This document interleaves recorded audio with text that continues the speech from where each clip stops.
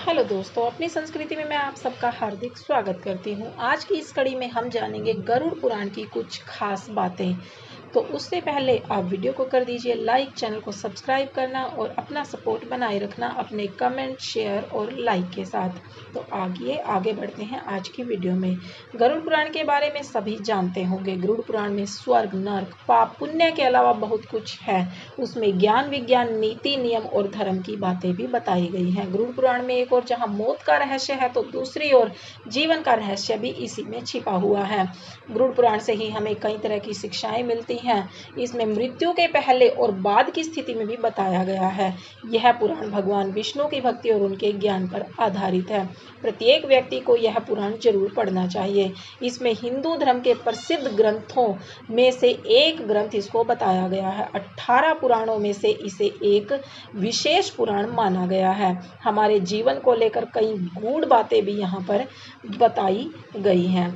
तो इसमें कुछ ऐसी बातें हैं कि जिसके बारे में हमें ज्ञान होना बेहद जरूरी है और इन चीज़ों को हमें अपने जीवन में भी अपनाना चाहिए। और कुछ जीवन के गूढ़ रहस्य भी हमें इससे ही समझ आते हैं। तो आइए जान लेते हैं कुछ ऐसी बातें जो हमारे जीवन में होना बहुत ही इम्पोर्टेंट है। अगर आप उन चीज़ों को नहीं कर रहे हो या फिर उनसे वंचित हो या फिर कुछ ऐसी चीज़ें आपको यहाँ पर सामने आएंगी कि जो आपको अपने जीवन में जरूर अपनानी चाहिए।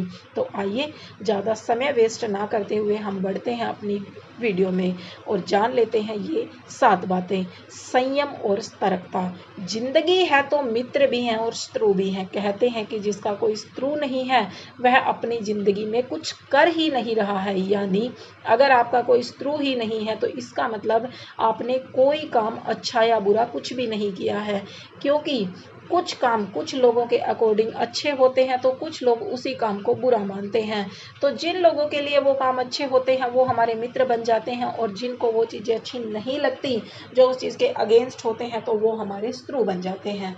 तो समझ लेना कि अगर आप जिंदगी में कुछ कर रहे हो तो समझ लेना कि आपके शत्रु भी निश्चित ही बनेंगे। लेकिन इसका मतलब ये नहीं है कि आप जानबूझकर लोगों को अपना शत्रु बनाएं। यदि हम अपने तरीके से जी रहे हैं तो निश्चित ही शत्रु बनना स्वाभाविक है। शत्रु या दुश्मन में से कुछ सामान्य होते हैं और कुछ ही खतरनाक होते हैं। अर्थात ऐसा शत्रु जो दिल पर ले जिंदगी को हल्के फुल्के में नहीं लेते हैं। अब ऐसे शत्रुओं से चतुराई से बचना चाहिए, अन्यथा वह कब, कहां और कैसे आपको चोट देगा इसका कोई भरोसा नहीं है। गरुड़ पुराण में नीति सार में कहा गया है कि शत्रुओं से निपटने के लिए सतर्कता और चतुरता का सहारा लेना चाहिए। शत्रु लगातार हमें नुकसान पहुंचाने का प्रयास करते रहते हैं। यदि हम चतुरता नहीं दिखाएंगे तो नुकसान उठाएंगे। इसलिए जैसा शत्रु है उसके अनुसार नीति का उपयोग करके उसे काबू में रखा जाना चाहिए। दूसरी चीज आती है कि अपने कपड़ों को साफ, स्वच्छ और सुगंधित रखिए। यदि आप अमीर, धनवान और सौभाग्यशाली बनना चाहते हो तो जरूरी है कि आप साफ सुथरे, सुंदर और सुगंधित वस्त्र पहने। गरुड़ पुराण के अनुसार उन लोगों का सौभाग्य नष्ट हो जाता है जो गंदे वस्त्र पहनते हैं।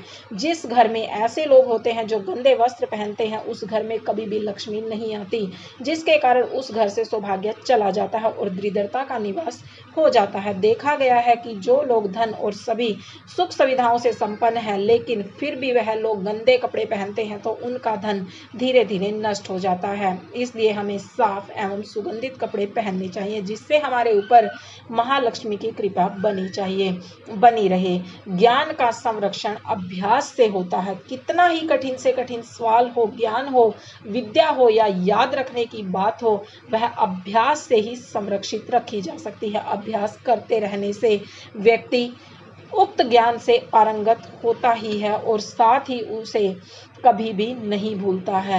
इसीलिए कहा जाता है कि करत करत अभ्यास थे जड़मति होत सुजान, रसरी आवत जात ते सिल पर परत निशान। अर्थात जब रस्सी को बार बार पत्थर पर रगड़ने से पत्थर पर निशान पड़ सकता है तो निरंतर अभ्यास से मूर्ख व्यक्ति भी बुद्धिमान बन सकता है।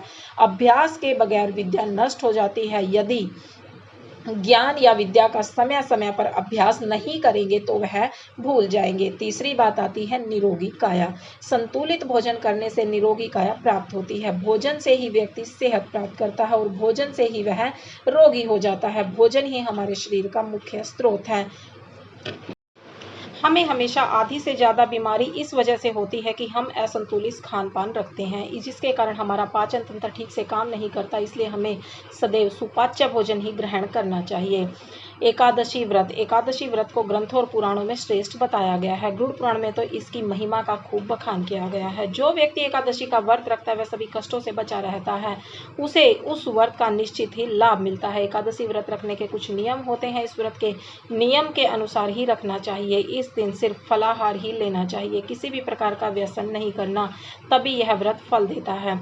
उसके बाद आता है तुलसी का महत्व, हमें बहुत ही जरूरी समझना चाहिए। हालांकि तुलसी का महत्व गरुड़ पुराण के अलावा अन्य पुराणों में भी बताया गया है। तुलसी को घर में रखने से सभी तरह के रोगों से मुक्ति मिलती है। इसका प्रतिदिन सेवन करने से किसी भी प्रकार से व्यक्ति को रोग नहीं हो सकता। तुलसी को अपने घर में स्थान देने तथा जल देने से अवरुद्ध रास्ते खुल जाते हैं। इन्हें भगवान के प्रसाद में सेवन करने से सारे शारीरिक और मानसिक विकार दूर हो जाते हैं। विष्णु जी की पूजा के बाद इनकी पूजा बहुत ही ज़्यादा फलदायी होती है। और लास्ट चीज आती है मंदिर और धर्म का हमेशा सम्मान करें। किसी भी देवी देवता या धर्म का अपमान करने वाले को एक दिन जिंदगी में अवश्य ही पछताना होता है और वह नरक में जाता है। गरुड़ पुराण ऐसे लोगों के बारे में बहुत कुछ लिखा गया है। सो दोस्तों, अगर आपको वीडियो अच्छी लगी है तो लाइक शेयर